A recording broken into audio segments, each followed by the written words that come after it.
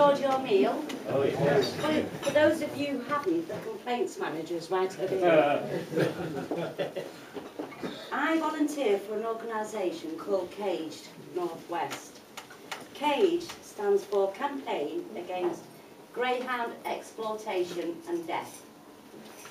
Cagednw West focus on raising awareness of what goes on behind the scenes of greyhound racing.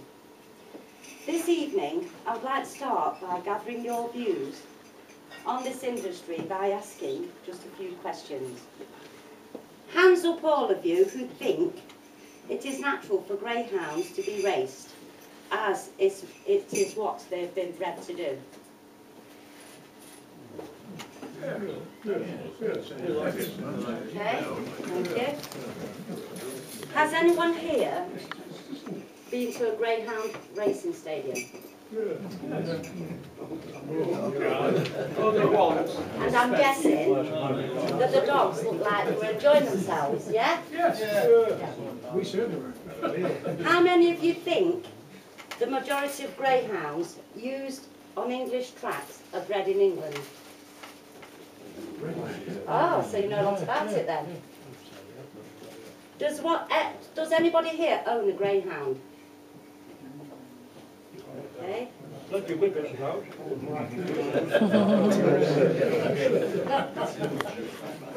Does anybody know how many stray dogs were destroyed in Britain last year? Not enough.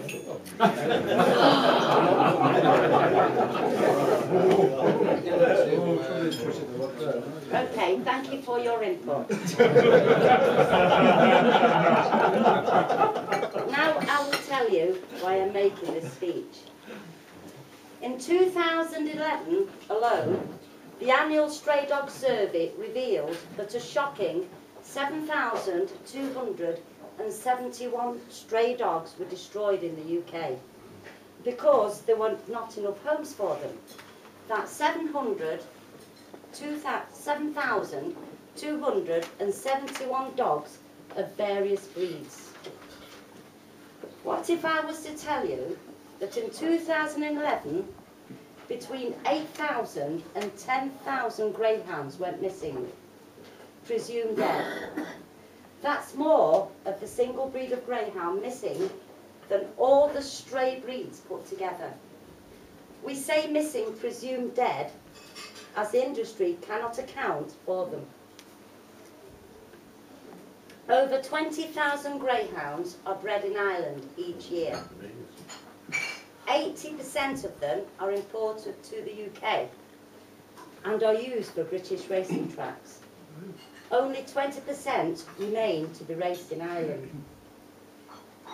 The Retired Greyhound Trust rehome anything up to 4,000 greyhounds per year from a network of 70 branches, and their kind volunteers raise donations of around an amazing £3.5 million per year.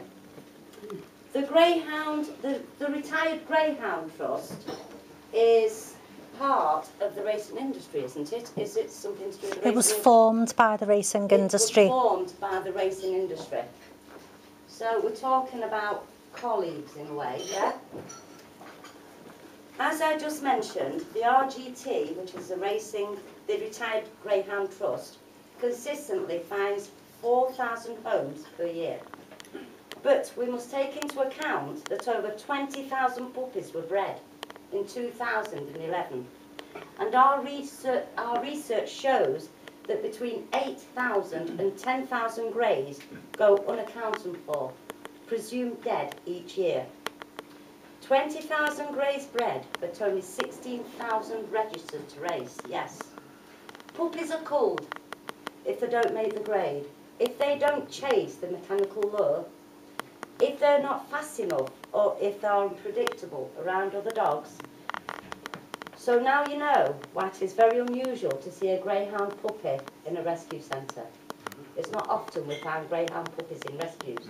That's simply because they are killed before they grow into adulthood. I'm now going to tell you a little bit about the history of greyhounds. Greyhounds are members of the sight hound family. Sight hounds are dogs that are primarily hunted using their sight instead of their scent. Greyhounds are thought to have existed in Turkey as far back as 6,000 years before Christ. In Egypt, the greyhound was highly honoured and considered second in line to a parent losing a child.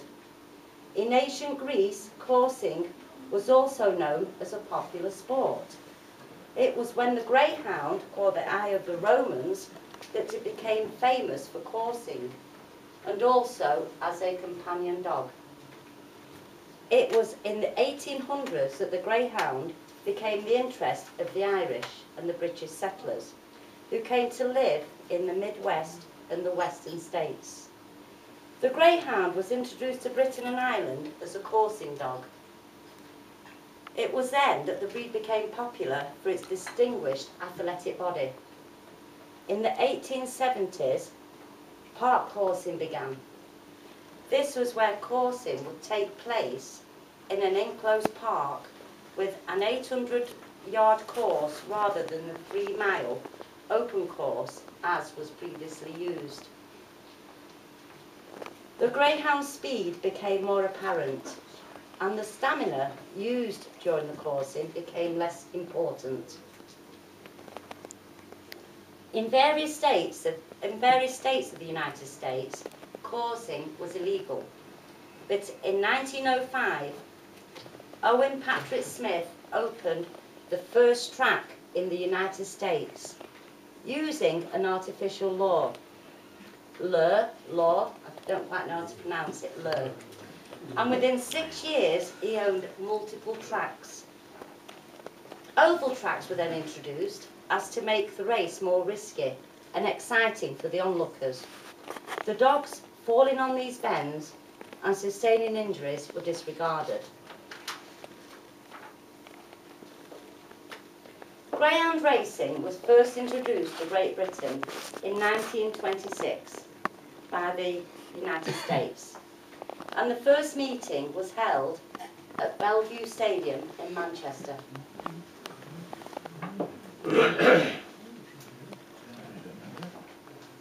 All licensed tracks are unfortunately self-governed by the Greyhound Board of Great Britain. Intervention from other animal welfare protection organisations is almost non-existent because the board regulates itself. Due to the exploitation and abuse of tens of thousands of these dogs each year, greyhound racing has lost its popularity. At one time, 17,000 people flooded through the gates of Bellevue Stadium. But in 2012, on a busy night, Bellevue attendances are around just 2,000 people. Now, I will explain to you why the dogs may appear to enjoy chasing the mechanical lure. Some of these dogs may be kept confined for anything up to 23 hours a day. With no stimulation whatsoever, energy will be extremely pent up. Starving the dogs for up to 24 hours pre-race will help the dogs to run lighter and faster and will bring out the survival instinct of chasing to hunt food. Live lure training or blooding is throwing live food such as rabbits into a confined space for the dogs to chase and kill. This will promote a hunt instinct in any hungry omnivore. To train them into chasing mechanical lure, this is illegal, but it does still exist. Dogs are generally fed on high-protein food to give them extra boost. Some trainers have admitted they use high-sugar substances, such as honey or glucose, to rub into dogs' gums in order to boost sugar levels and provide a burst of energy. Now, I have actually seen pictures of greyhounds, of ex-racing greyhounds, where their teeth are all rotten. 2-3-year-old greyhounds, 4-year-old greyhounds, who have no teeth because of this honey and sugar that they put on the gums for them to run. Unlicensed tracks sometimes give dogs drugs such as Viagra, steroids, Class A drugs such as cocaine, etc., in order to alter their performances on the tracks, in an attempt to fix racers. You can read more on this in the files which we're going to provide in a moment. There are cases involving suspicions of drugs, etc., at licensed tracks, of which more information can be found on the website of the Greyhound Board of Great Britain. When a dog is injured, it is often more economical for the owner to destroy the dog rather than to keep it, as insurance is virtually unavailable and homes are hard to find. A broken hock can cost around £500 to repair. It's not a great deal of money to save a life of a beloved pet, but sadly many greyhounds are not viewed as a pet, and sadly there is a possibility of the dog's injuries hindering its racing career, resulting in loss of profits. We don't deny that there are some trainers who look after their dogs, but they are a proven majority of dogs neglected purely due to being a greyhound born into the racing industry. These dogs really do get the worst deal. The greyhounds are also economical to destroy, the cost starting at just 2p per dog, the cost of a bolt being fired. Yes, it is fully legal in the UK to have your greyhound slaughtered in a similar way to cattle. There are slaughterhouses in the UK that charge 2p for cost of the bolt, providing you pay an extra £19.98 for cremation and casket. Unfortunately, there have even been cases where owners have found this too expensive and have paid around £10 for an unlicensed and inexperienced person to kill their dogs. At the age of 12 months old, all the dogs that make the grades who are registered to race on regulated tracks must be given a tattoo in either one or both ears. This is so that dogs can be traced back to their original owner. English dogs are tattooed in one ear, and Irish dogs must be tattooed in 2 ears. This is extremely painful for the dogs. In some cases where dogs have been abandoned, their ears have been mutilated prior to attempted destruction in order to conceal the identity of the dog, and the dog being traced back to the original owner via the tattoos. It would be too upsetting for some people to hear the details of these cases, so as I say, we have provided a file for anybody who wants to read through the newspaper articles in the file where people have been found out.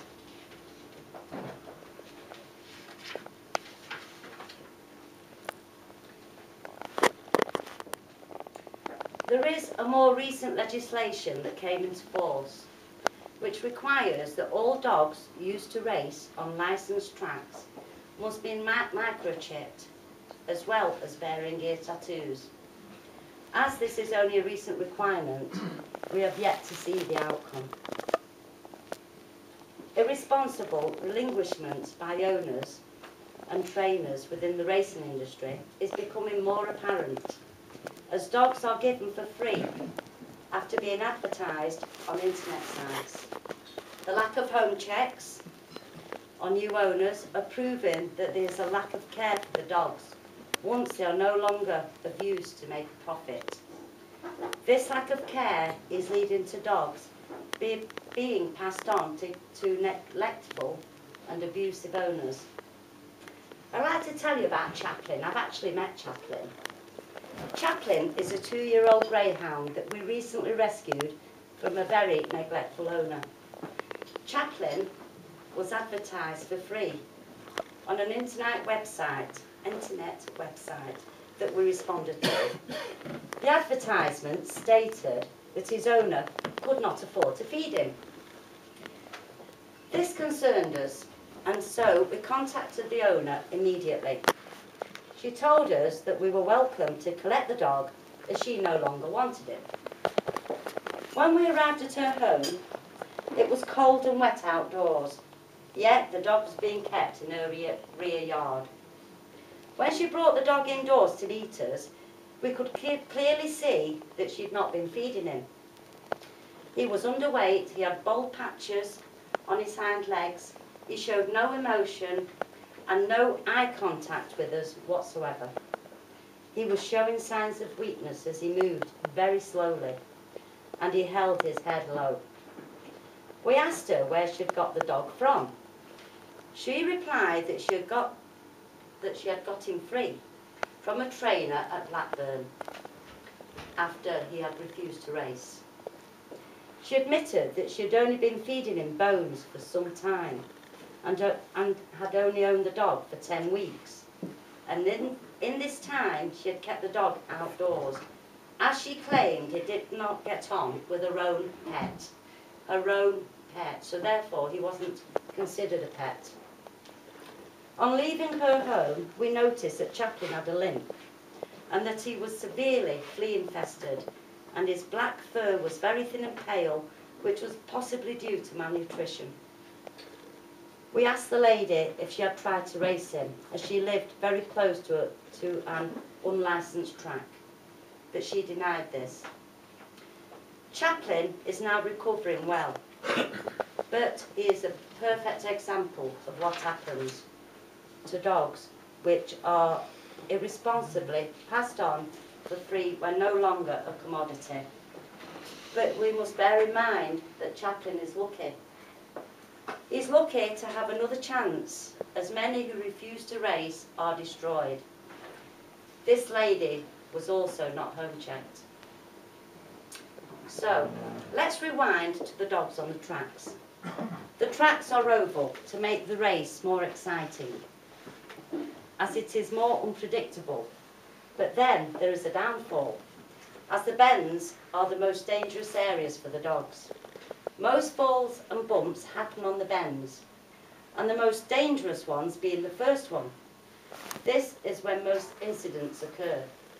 The dogs are at high speeds of around 45 miles per hour and tend to still be clumped together as they approach the lethal bend. They later disperse and their speeds slow down.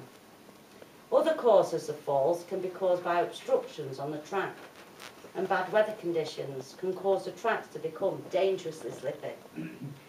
Injuries consist of anything from a sprain to a spinal injury.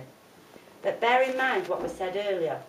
If an injury is uneconomical to repair, or if the dog's future is hindered by an injury, such as a broken toe, the dog may be destroyed.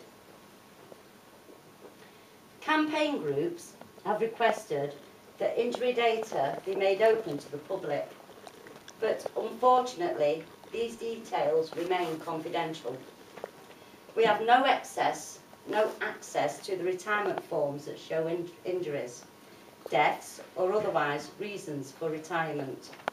So here is how we sum up the figures. By looking at the breeding figures for the year and estimating a conservative average of 7 puppies per litter, by checking the amount of dogs registered to race and the amount of dogs rehomed, we can determine a good estimate of how many dogs go missing, presumed dead, every year. In the UK, DEFRA permits you to destroy your own canine by a bolt, providing you are the owner of the dog, or a dog has been relinquished to you. You don't have to be trained, and you do not have to be licensed. If you own a knacker's yard, you can destroy whatever dogs come your way, as long as you are licensed.